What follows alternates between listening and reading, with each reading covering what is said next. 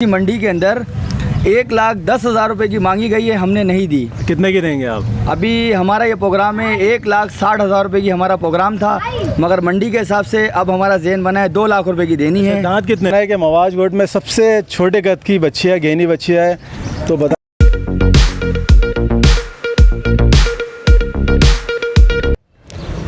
तो नाजरीन, ये इस वक्त इनका कहना है कि मवाज गोट में सबसे छोटे कद की बच्ची है, गहनी बच्ची है, तो बताएं इसके बारे में थोड़ा। असल में ये बछिया ये हमारे गवाले साहब हैं। अच्छा, ये मीरपुर खास में रहते हैं।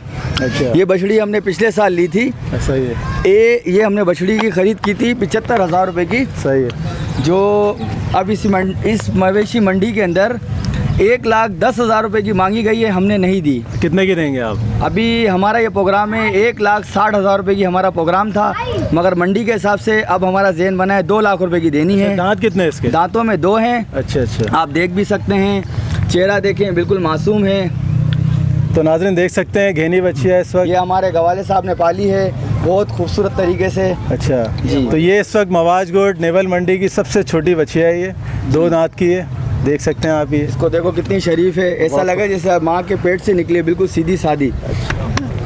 तो अच्छा, नंबर बताएं अपना कोई कॉन्टैक्ट। 0315 3879 194। चलें, बहुत शुक्रिया टाइम और दिया। एक और भी है हमारे